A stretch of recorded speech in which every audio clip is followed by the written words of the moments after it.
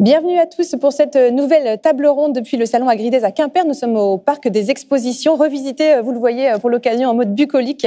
Une table ronde consacrée à l'élevage en Finistère. Alors, pas d'animaux cette année en raison du contexte, mais vous allez le voir, un seul, mais emblématique, a quand même pu venir jusqu'à nous. Je vous en dis pas plus, je vous le dirai dans quelques minutes. D'abord, faisons les présentations. À mes côtés, j'ai le plaisir d'accueillir Frédéric Quinquis. Bonjour.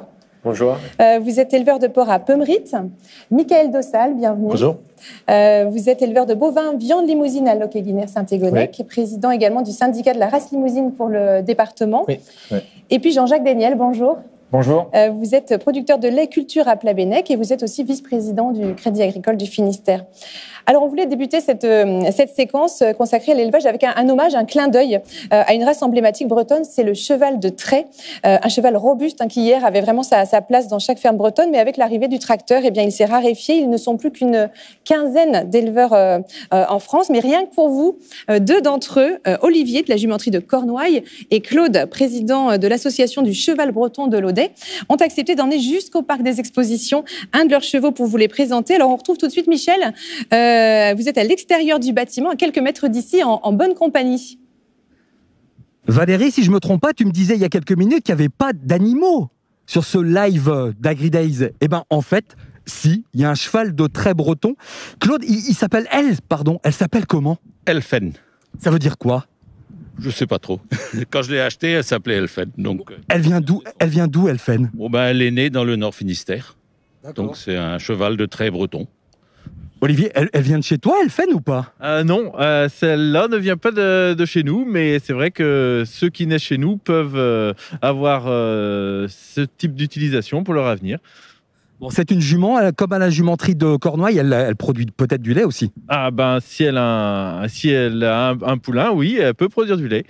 Bon, en tout cas, moi, je suis super content de voir ce cheval de trait breton ici, sur le festival Agridays. Elle fait quoi dans la vie, cette belle jument, Claude? Eh bien, elle est réservée à l'attelage. Elle ne fait uniquement de l'attelage, donc on ne la met pas en reproduction. Alors, chez nous, on attelle les chevaux pour le plaisir. Ouais. Alors, quelquefois, on sort le dimanche, on va faire un petit tour. Ou autrement, on anime les fêtes folkloriques aussi en été. Et puis, on peut aussi, quelquefois, de temps en temps, 3 ou 4 fois par an, on fait un mariage. On envoie les mariés à l'église ou à la mairie. En fait, tu es venu là pensant que c'était comme tous les ans et qu'on pouvait faire des promenades en calèche. Oui, et puis on promène les enfants aussi. Oui. D'habitude, quand il y a Agridays avec le public, eh bien, il y a une calèche qui se balade dans la fête et qui promène les enfants. J'ai envie de savoir vite fait la typicité de cette race. C'est une race qu'on voit des fois travailler dans les champs aussi, non? Oui, c'est ça. Il y a certains maraîchers, par exemple, qui l'utilisent pour buter les patates, retourner la terre, par exemple, dans les serres. En fait, le cheval est utilisé parce qu'il ne tasse pas la terre. Il est utilisé aussi, par exemple, en débardage. Il y a une société dans le Nord Finistère qui l'utilise, par exemple, pour ça. Le cheval breton a encore une utilité pour son utilisation de nos jours. Et bon, on est bien content de l'apprendre. Ça fait combien de temps que tu conduis? On dit conduire, on dit quoi? C'est quoi mener. Oui. Que tu mènes des chevaux de trait bretons comme ça, Claude? Ben, je crois que j'ai fait ça toute ma vie. J'avais 10 ans la première fois on m'a confié un cheval pour biner, justement, pour le conduire entre les rangs de pommes de terre ou choses comme ça. Tu as réussi à transmettre cette passion aujourd'hui? Ben oui, c'est mon fils qui m'accompagne et puis j'ai mes petits-enfants aussi qui commencent à s'intéresser à ça. Donc j'ai espoir que la passion continue dans la famille. Ben, la passion, moi je vais la prendre parce que tant qu'à être là, tu sais ce qu'on va faire? Je vais monter dans la carriole, on va se faire une petite balade. La balade du live d'Agridays, c'est maintenant. Allez, on y va? Hop, petite balade. Je peux monter là? 1, 2, 3. Allez, Valérie, moi je pars en balade. On se retrouve tout à l'heure pour la suite du live. Ciao! Eh bien, bonne balade, Michel. Voilà pour le cheval de trait qui retrouve une place à la ferme. Est-ce que, messieurs, vous avez connaissance d'autres élevages un petit peu atypiques ou remis au goût du jour sur notre territoire? Pour ma part, non. Des brebis à Ouessant, j'ai entendu. Effectivement, des brebis. Ici ou là, on trouve des gens, et je crois qu'il y a une caractéristique commune à toutes ces personnes qui vont faire un peu des élevages atypiques, c'est-à-dire qu'ils sont passionnés, tout simplement. Donc voilà, ils exercent leur passion tout simplement. Alors, j'ai lu que la Bretagne était la première région agricole pour l'élevage de veaux, porcs, vaches laitières, volailles de ponte, volailles de chair, production de beurre, d'œufs de consommation. Est-ce que vous confirmez, messieurs, toutes ces premières places ? Oui, on a un territoire qui est très riche en agriculteurs. Cette diversité est vraiment importante. Oui. Après, c'est sûrement le fait que toute cette production est liée en Bretagne, c'est lié sûrement à des éleveurs passionnés au départ et qui ont continué à l'agriculture. Alors vous parlez de passion, justement. Vous, qu'est-ce qui vous anime dans vos métiers, Michael ? Moi, c'est le lien avec le producteur. Je trouverais pas le même sens à mon travail aujourd'hui si j'avais pas un lien au travers de la vente directe avec le consommateur. Jean-Jacques, vous, qu'est-ce qui vous anime ? C'est la diversité. Dans une journée de travail, on va faire plusieurs métiers dans plusieurs endroits, des fois dehors, des fois à l'extérieur, dans les champs. On va être cultivateur pour produire du fourrage. Après, on va aller s'occuper des animaux. Après, on va faire ce qu'on fait aujourd'hui, tout simplement parler de notre métier. C'est aussi une facette de ce qu'on doit faire pour faire parler de nous, pour faire découvrir nos activités. Donc, la diversité, je pense que c'est important. Et Frédéric, enfin ?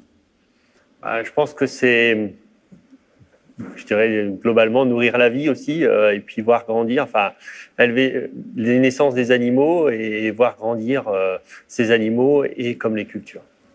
Alors, certains évoluent dans le bio, dans le conventionnel, d'autres en agriculture raisonnée. Vous, quel choix avez-vous fait, Jean-Jacques ? Moi, j'ai envie de dire, chez moi, c'est une exploitation, je mets des guillemets, normale du Finistère, comme il y en a plein. Comme il y en a plein partout dans le Finistère, comme il y en a plein en Bretagne. Une exploitation où il y a 70 vaches laitières, 70 hectares, une exploitation familiale où je travaille avec, je fais la suite de mes parents, je travaille avec un salarié. Et donc, on fait de l'agriculture conventionnelle, mais je préfère le terme normal parce que on produit du lait qui est transformé à quelques kilomètres de chez moi dans une coopérative et puis qui peut très bien se retrouver dans un magasin de proximité à Brest ou dans une grande surface ici à Quimper. C'est quelque chose de simple et quelque chose où il y a un fort attachement quand même au territoire. Et puis, je pense que ça, c'est quelque chose qui est un dénominateur commun de bon nombre d'agriculteurs dans le Finistère. Vous travaillez près de Brest aussi. Le modèle est dicté aussi par le territoire. Ouais, nous, on est à proximité quand même d'une métropole où il y a plusieurs activités économiques qui se côtoient et puis on doit tous vivre ensemble parce que on a peut-être nous moins d'accès au foncier que d'autres. On a plus de difficultés à trouver des grandes surfaces pour cultiver que dans d'autres endroits de Bretagne. Ça guide aussi vers des modèles qui sont pour moi faire de l'agriculture biologique par exemple, de faire 100% d'herbe pour nourrir mes animaux, ce serait compliqué puisqu'on a des routes, on a des accès, on doit travailler avec d'autres sur le territoire. Mais c'est aussi bien, c'est aussi une force. C'est aussi une force parce que ça rend notre territoire attractif. Moi, j'habite dans une commune à Plabennec où la population augmente tous les ans. Et c'est aussi un atout pour trouver des salariés, pour avoir une vie sociale dense et forte. C'est important. Michael, vous, votre modèle, est-ce qu'on parle de conventionnel, de raisonné et peut-être un mot aussi, qu'est-ce que ça veut dire raisonner pour le consommateur ?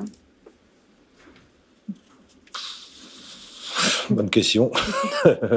Raisonner, je pense, dans le respect de la terre et de l'animal et du consommateur. Moi, aujourd'hui, pour ma part, j'ai 110 hectares, j'ai 95 hectares d'herbe sur mon exploitation, donc j'ai 90% d'herbe. Bon. Après, il y a un peu de maïs aussi pour engraisser les bêtes, mais la culture dominante, c'est l'herbe et ça restera l'herbe. Alors, quand on pense élevage de porc, on va parler du cochon, le consommateur pense production de jambon, de saucisses, mais c'est pas que ça. Le grand public connaît sans doute beaucoup moins le type d'élevage que vous développez. Frédéric, chez vous, les animaux ne sont pas destinés à l'abattoir. C'est un élevage de sélection. Alors, avant d'en parler avec vous, pour bien comprendre, je vous propose de regarder ce reportage tourné dans votre exploitation et on en reparle juste après.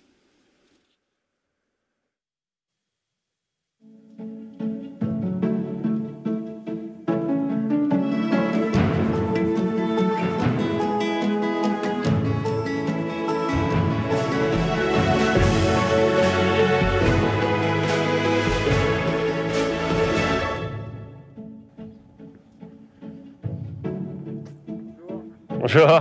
Je suis installé donc avec ma femme. L'élevage de porc, donc c'est un atelier naissant-engraisseur avec de la sélection. Et la partie culture nous sert essentiellement à la fabrication d'aliments à la ferme. Nous avons maintenant 230 truies et 170 hectares. Donc ici, donc la race des truies, c'est des large white. Donc, je diffuse les large white, mes cochettes, sur une dizaine d'élevages de multiplication qui, eux, vont inséminer donc, ces cochettes large white avec des vérolles Andras. Voilà. Et donc, ça va faire une cochette croisée qui sera ensuite distribuée sur des élevages de production. La particularité de ces races Landras et Large White, ce sont des truies qui sont beaucoup plus maternelles, qui vont élever 13 à 14 porcelets. Donc la particularité de l'élevage avec la sélection, donc c'est de fournir des reproducteurs qui conviennent à une clientèle derrière. On sélectionne sur différents critères. Tous les ans, tous les 2 ans, on change les critères. Donc la première chose, c'est de collecter une base de données. On va chercher à orienter notre sélection sur ces animaux-là. Ça peut être la production laitière de la truie, ça peut être le nombre de cochons par truie, ça peut être éviter les écrasements. Donc les cochettes qu'on va avoir, c'est des cochettes qui auraient pu aller dans un élevage de multiplication. Et donc ici, comme on fait de la sélection, c'est les cochettes qui restent en élevage. Voilà les cochettes gestantes qui vont mettre bas dans 3 semaines, à les apprivoiser pour qu'elles ne sont pas craintives de l'homme et que les bois se déroulent bien.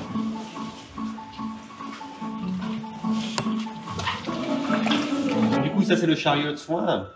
Donc tous les soins sont réalisés le jour de la naissance et on a l'automate de pesée puisqu'on pèse tous les porcelets le jour de la naissance et on les identifie également. Donc c'est lié à notre particularité de sélection et l'identification permet d'avoir l'état civil du cochon. La gestation 114 jours. Il y a des repères techniques et faciles à retenir, c'est 3 mois, 3 semaines, 3 jours.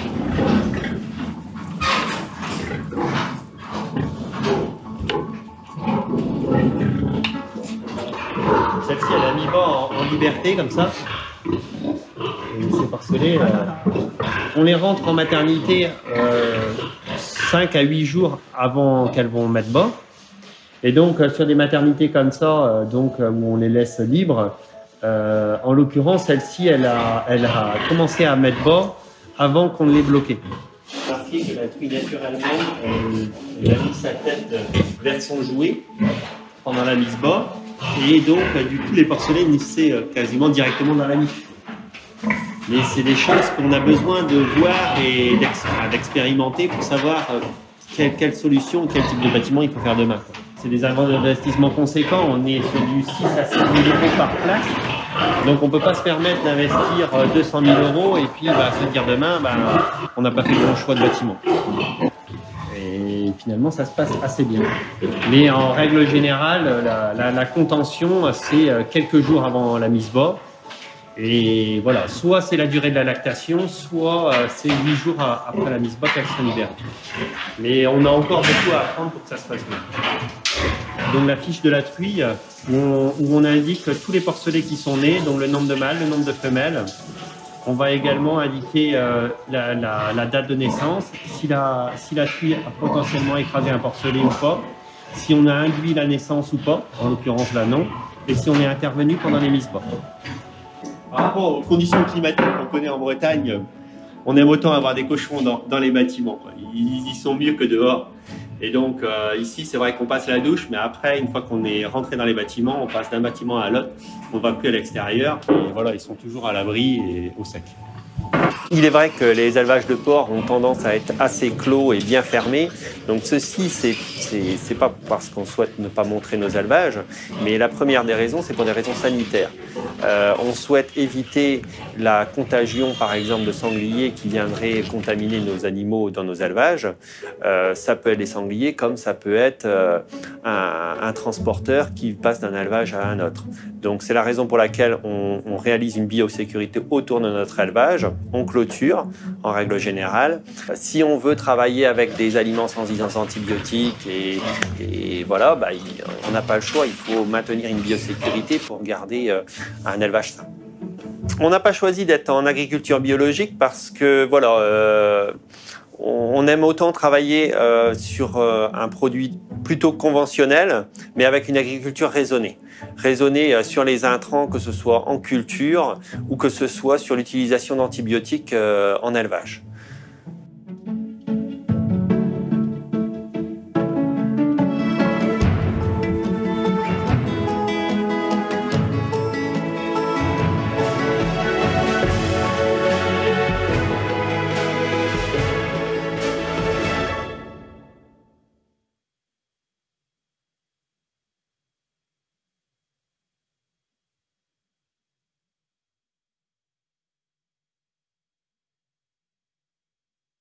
Alors avec vous, Frédéric, on vient de découvrir un métier très technique, hein, très précis. On va en reparler. Je vous redonne juste la parole, Jean-Jacques. Vous aviez une précision quand on évoquait le mot raisonner. Oui, c'est vrai que moi, j'aime pas bien quand on qualifie comme ça les agricultures raisonnées ici. Enfin, les termes sont toujours difficiles à expliquer, parce que quand on prend la définition de raisonner dans le dictionnaire, on va raisonner, réfléchir, voilà. Enfin, je pense que ça va de soi. Tous les agriculteurs, ils réfléchissent. C'est du bon sens paysan, on appelle ça. Ils réfléchissent à ce qu'ils font à longueur de temps. Et puis, il y a ce qu'il faut retenir, je pense, c'est qu'il y a autant d'agriculture que d'agriculteurs en Finistère. Chacun, et c'est aussi là un peu, tout à l'heure, vous nous demandiez pourquoi faire éleveur. Je vous disais la diversité, l'autonomie, c'est aussi ça. Chaque agriculteur peut construire une exploitation avec son propre modèle tel qu'il l'entend, et il le fait vivre après à sa façon. Alors Frédéric, pourquoi, on en revient à votre cœur de métier, pourquoi il y a besoin de faire cette sélection pour vraiment que le grand public comprenne? Alors, la sélection, alors il y a deux bases de sélection. Il y a la sélection sur la partie qualité maternelle où voilà, on va chercher à avoir un minimum d'écrasé, que la truie ait un comportement maternel et qu'elle évite d'écraser ses porcelets, qu'elle ait une capacité à produire suffisamment de lait pour tous ses porcelets. Et puis il y a un autre étage de sélection qui va être sur la volonté du consommateur à savoir quel type de viande il veut. Et à l'heure d'aujourd'hui, et c'est vrai depuis plusieurs années, le consommateur souhaite une viande de plus en plus musclée, avec de moins en moins de gras.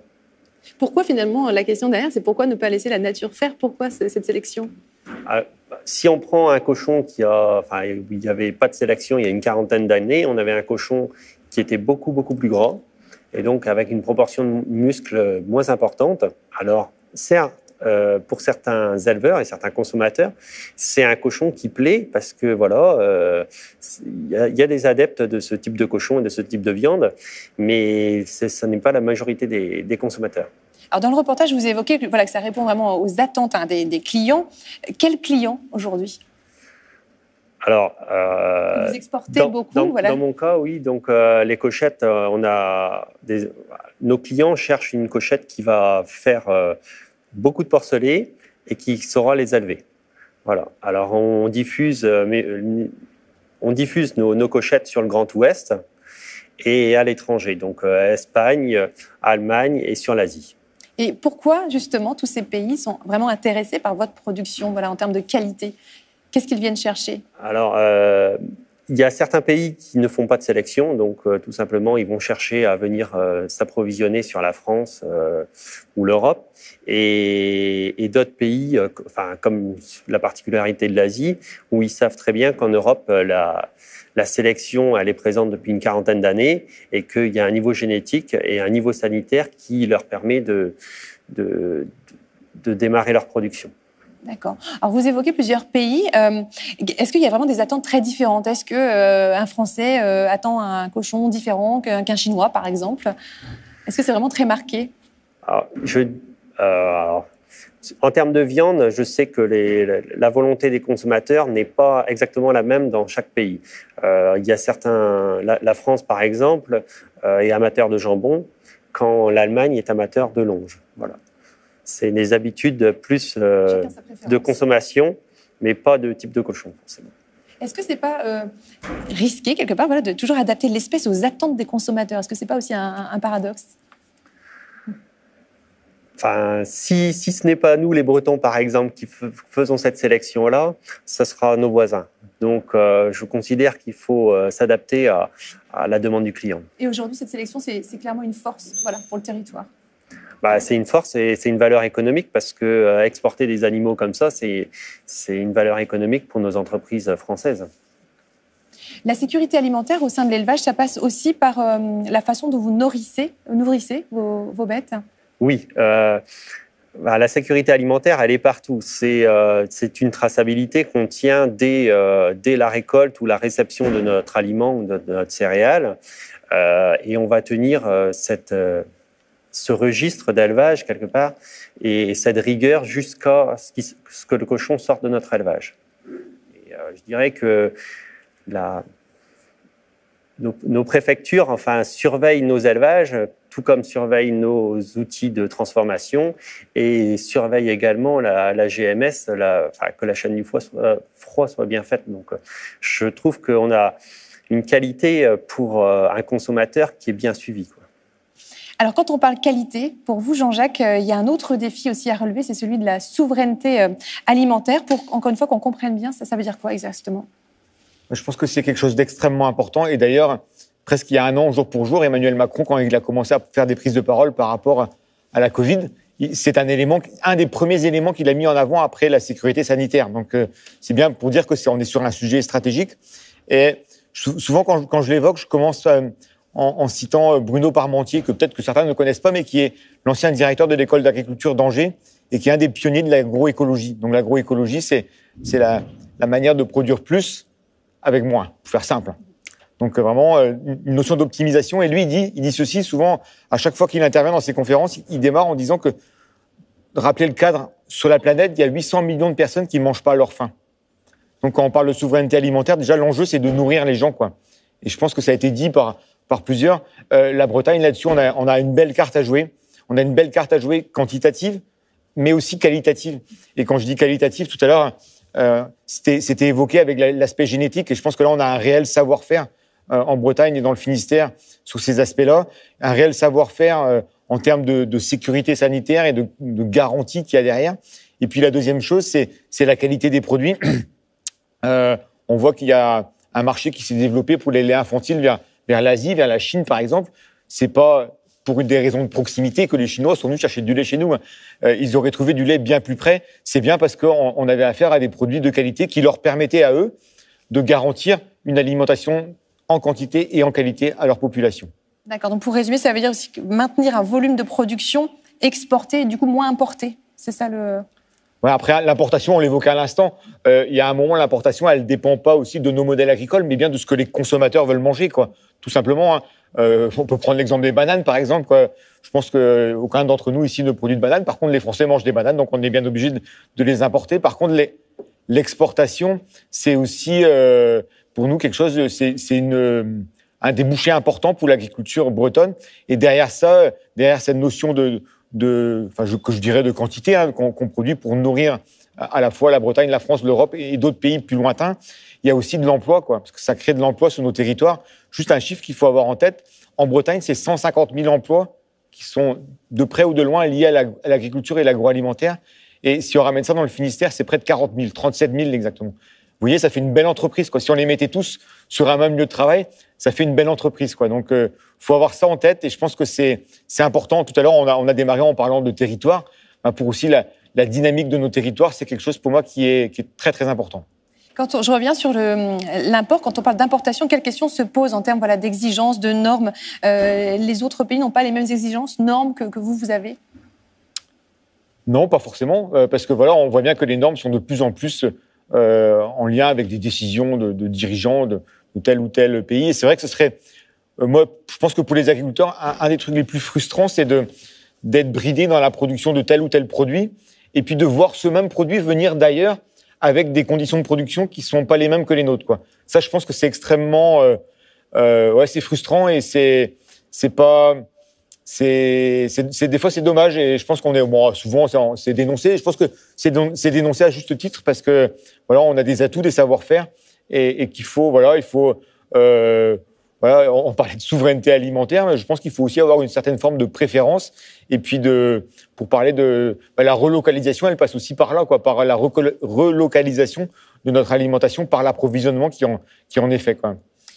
Est-ce qu'aujourd'hui, on peut dire aux consommateurs qu'en France, les normes de production garantissent vraiment la sécurité alimentaire optimale? Oui. Alors là, je réponds clairement oui. Oui, parce que tout à l'heure, ça a été évoqué aussi par rapport à l'encadrement qu'il y a administratif des élevages. Il y a plusieurs contrôles. Il y a aussi un réel savoir-faire des agriculteurs bretons et finistériens. Et je pense que ça, c'est aussi important. Derrière ça, il y a la formation. Les agriculteurs sont formés, continuent de se former tout le temps.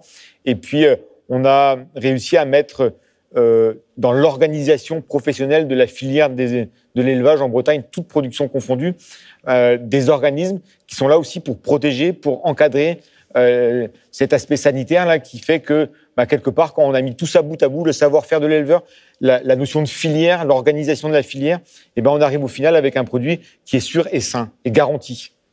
Alors, je me tourne vers vous, Mickaël. Vous êtes éleveur bovin. On a beaucoup parlé souveraineté alimentaire, qualité. Vous visez aussi la haute valeur vraiment ajoutée. Alors, vous avez adapté votre exploitation. Vous n'êtes plus seulement éleveur, vous êtes devenu commerçant aussi. Expliquez-nous.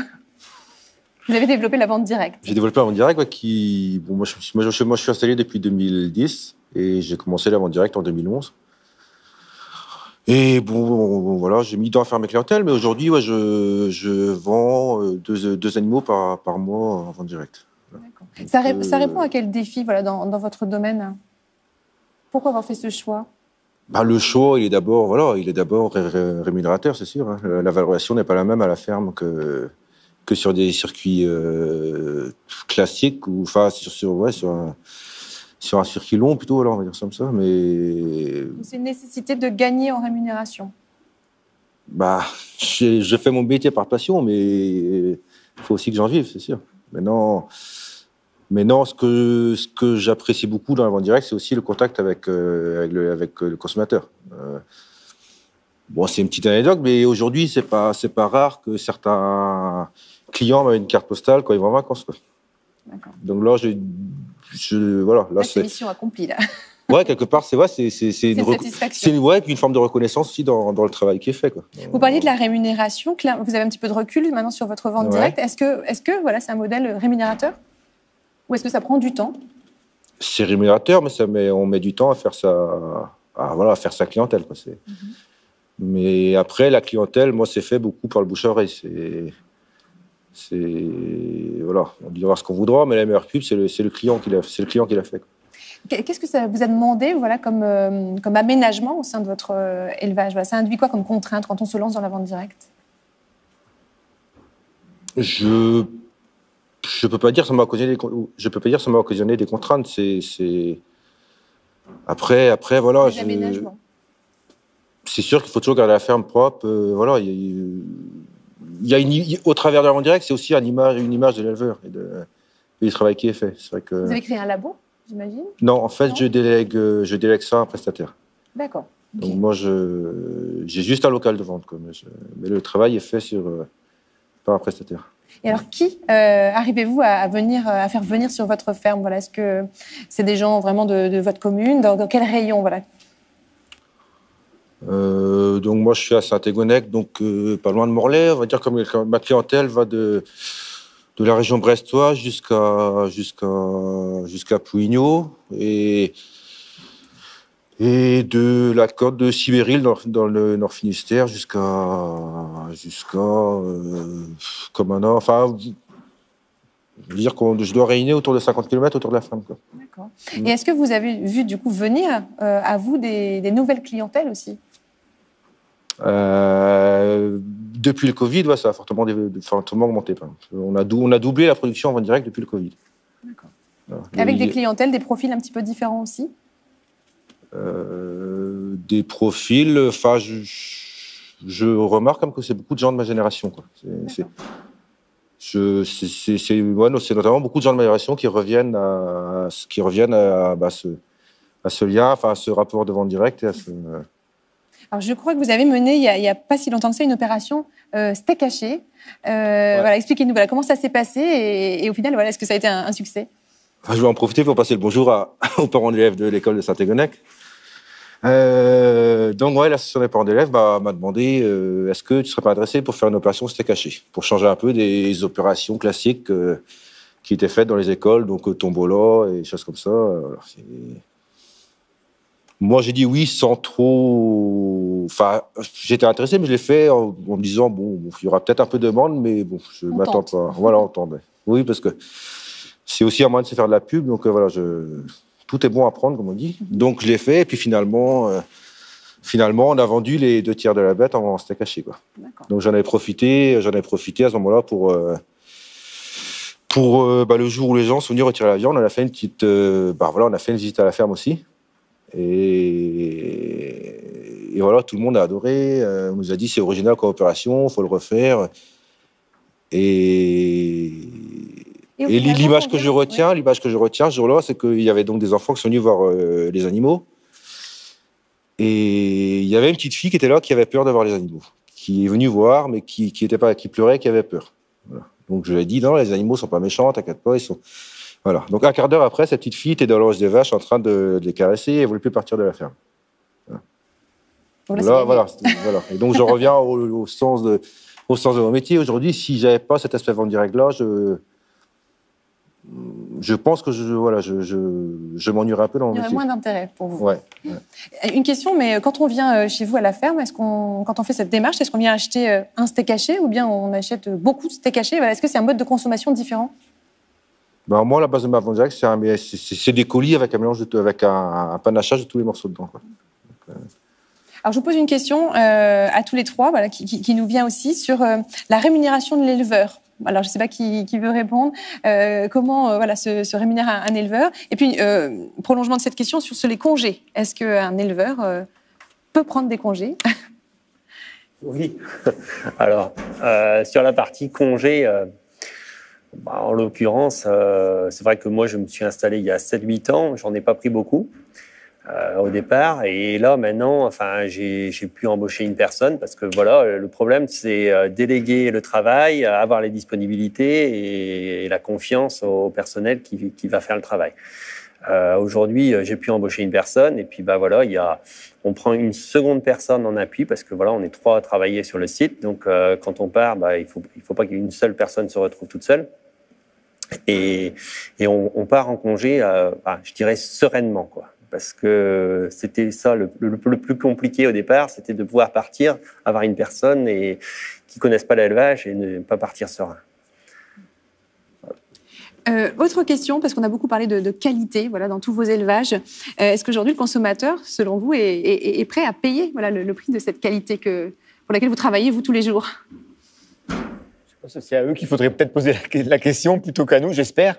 J'espère, parce que ce serait une belle reconnaissance du travail qui est fait individuellement et collectivement par la profession agricole. Merci beaucoup en tout cas à tous les trois. Frédéric Quinquis, vous allez céder votre place dans un instant à Daniel Sauvager, avec qui nous allons continuer à parler de circuit court. Daniel Sauvager, c'est le PDG d'Ecomiam, une enseigne de surgelés 100% français, une entreprise familiale qui se développe, qui n'arrête pas de grandir. Michel Autrel l'avait rencontré l'année dernière dans son magasin de Quimper à l'occasion de l'émission Ma boîte vaut le détour. Alors pour ceux qui ne connaîtraient pas encore le concept d'Ecomiam, suivez le guide.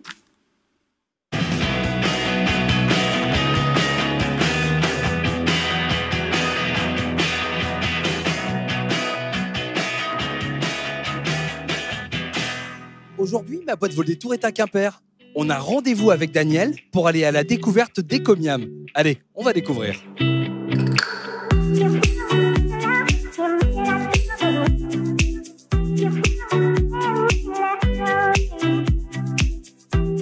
Bonjour Daniel.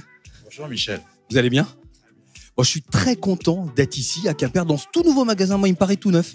Il est effectivement tout neuf. Nous l'avons ouvert le 19 juillet dernier. Ecomiam. Je connais pas du tout Ecomiam. C'est quoi? Effectivement, c'est du produit surgelé, frais surgelé pour garantir une qualité nutritionnelle excellente, exclusivement d'origine France, principalement d'origine bretonne. J'ai envie d'en savoir un petit peu plus. Le premier magasin, c'était où? C'était quand? Donc le premier magasin était à Quimper, ici. Il a été ouvert en juin 2011. J'ai créé cette enseigne avec la ferme volonté de pouvoir démontrer que l'on pouvait offrir aux consommateurs français des produits de qualité, exclusivement des filières de production françaises, à des prix très attractifs, en payant correctement les producteurs.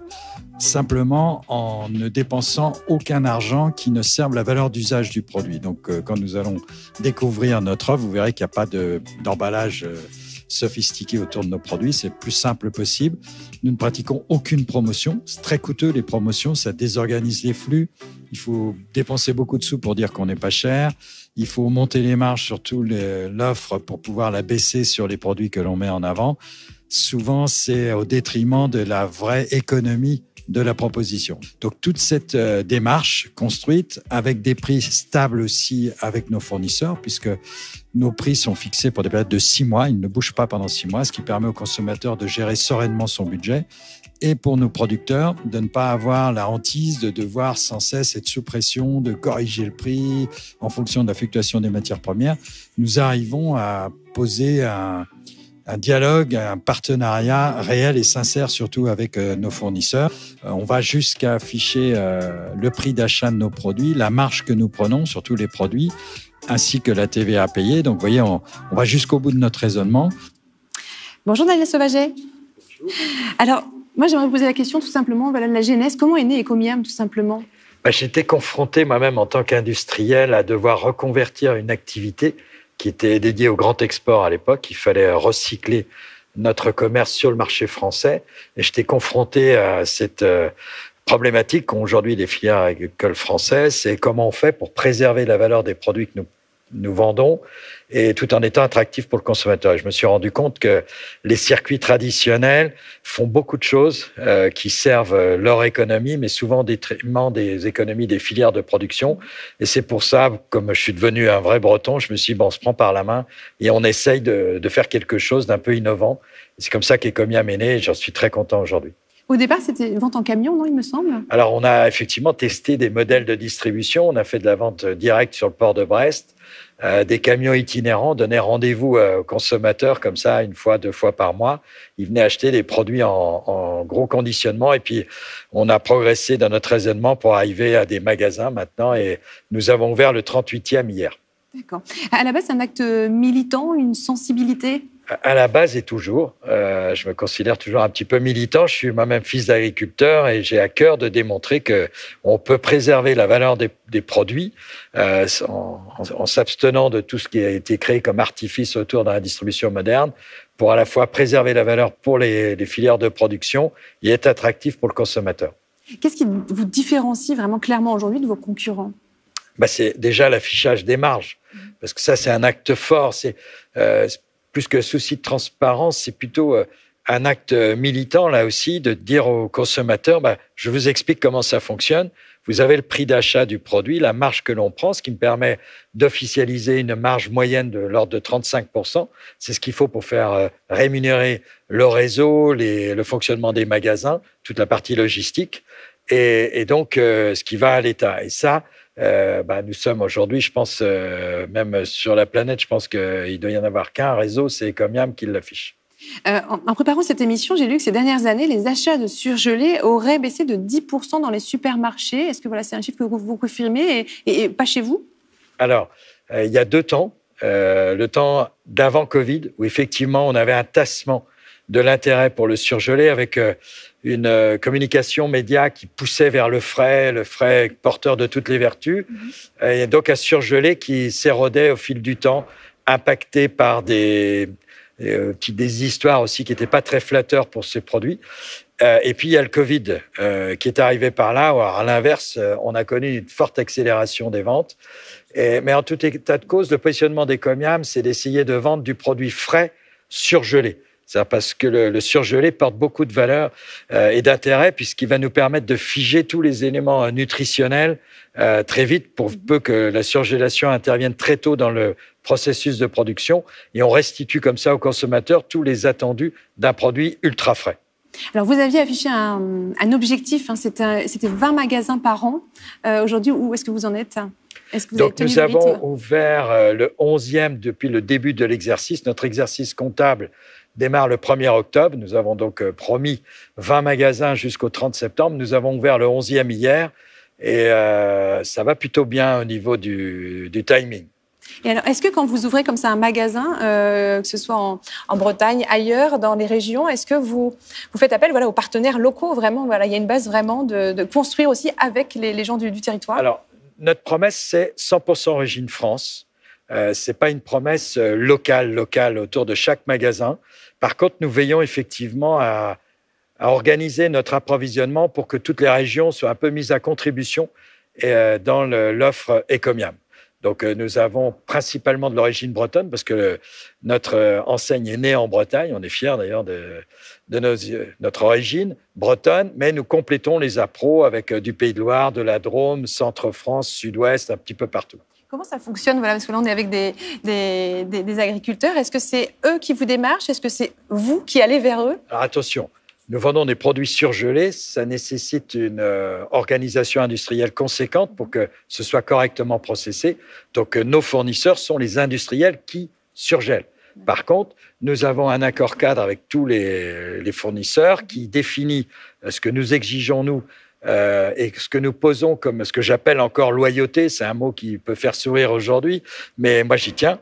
Et donc, où on définit la façon dont on va travailler, on va s'interdire de leur demander quoi que ce soit comme argent en marge arrière ou en contribution à nos activités de distribution. Et on exige d'avoir connaissance sur les modalités, pas détaillées, mais sur le niveau de prix moyen qui rémunère les producteurs en amont. Par exemple, dans le porc s'est effondré. Nous, on n'a pas baissé nos prix d'achat. On ne veut pas être complice de la paupérisation du monde agricole. Donc, on essaye de poser comme ça des accords sur du long terme, ce qui permet à tout le monde de gérer un peu plus sereinement l'engagement des ressources. Une réaction peut-être, Jean-Jacques, voilà ce concept Ecomiam. Moi, le concept me plaît. Il me plaît beaucoup. Et déjà, j'aime bien le label français, quoi, le drapeau bleu, blanc, rouge. Alors, on est tous un peu chauvins quand même. Hein, donc, et je pense que c'est... Et les consommateurs, pour lire un peu des fois des publications sur ce type de réaction et ce type de choses, on voit bien que le label local, enfin moi je dis, voilà, vous dites forcément que c'est pas l'approvisionnement, il peut pas être que local. Maintenant, bien sûr, parce que là on a en France des habitudes alimentaires qui font qu'on mange un peu de tout et tant mieux. Et en plus on mange plutôt bien. Mais je pense que d'avoir le label local pour le consommateur, c'est le plus fort des labels, parce que derrière cette notion de local ou de français, il y a une notion de confiance. Et ça, c'est extrêmement important, c'est primordial. Et on voit bien que les Français, ils aiment bien leurs agriculteurs, ils aiment bien leur agriculture. Et s'ils peuvent retrouver des gens qui, comme ça, vont désintermédier quelque part une certaine forme d'industrialisation, bah, ça leur va et ça va à tout le monde, ça nous va à nous.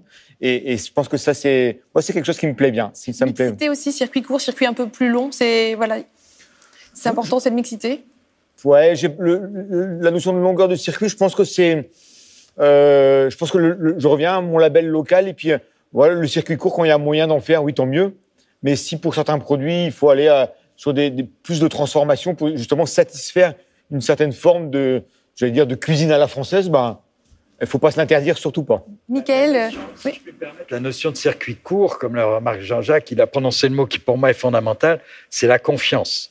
Le circuit court permet de réinstaurer de la confiance. Quand on va directement chez l'éleveur, on est plus rassuré parce qu'on comprend d'où ça vient. Et c'est vrai que nous essayons, bien modestement, mais de pallier à cette rupture de confiance, souvent entre le consommateur et la distribution, réconcilier un peu quelque part le consommateur et l'écosystème, quoi. Ça passe aussi par la traçabilité. Bien sûr, l'affichage de données essentielles qui vont permettre de nourrir cette confiance que le consommateur souhaite avoir par rapport à ce qu'il consomme. Michael, est-ce que vous êtes présent dans les rayons d'Ecomiam? Non. Est-ce que c'est un concept qui vous parle?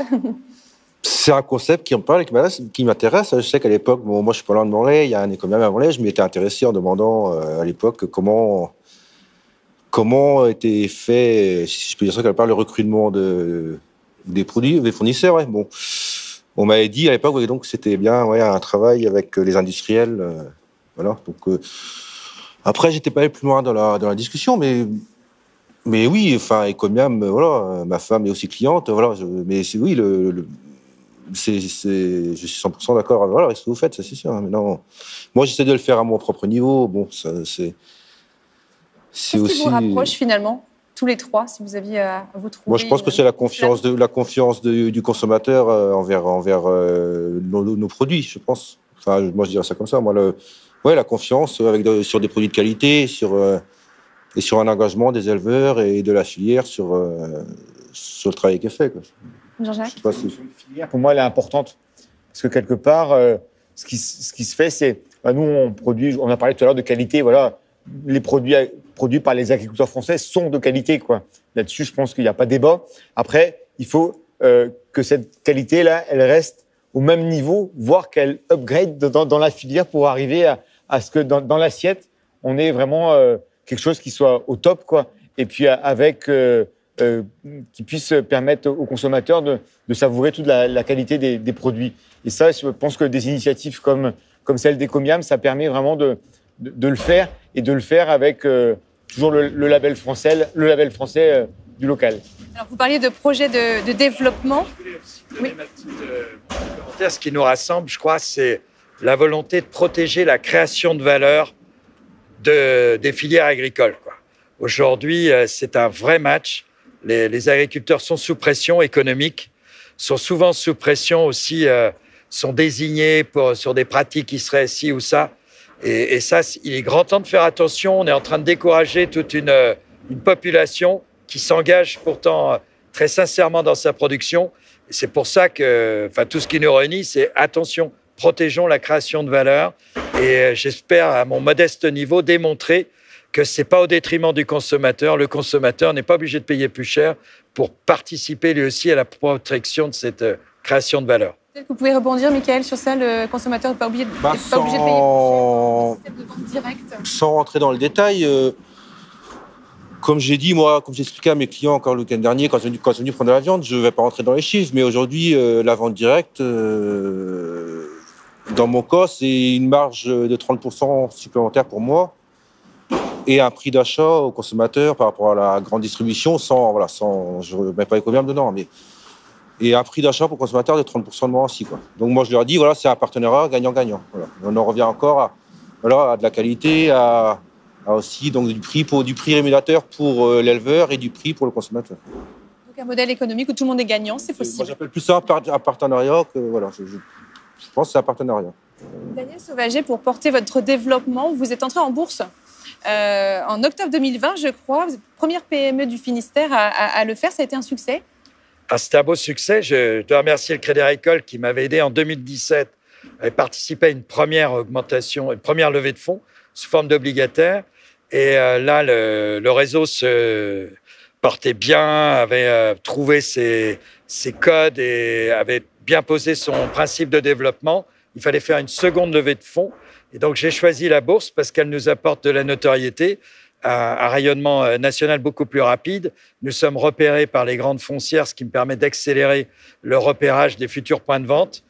Ça permet de mettre plus en confiance aussi l'ensemble de l'écosystème autour du réseau. Et donc, et ça a été un franc succès puisqu'on a eu 5 fois la demande pour les investisseurs institutionnels et je crois plus de 10 fois au niveau de ce que nous proposions aux particuliers. D'accord. Alors, vous êtes parti à la conquête du territoire, on peut le dire.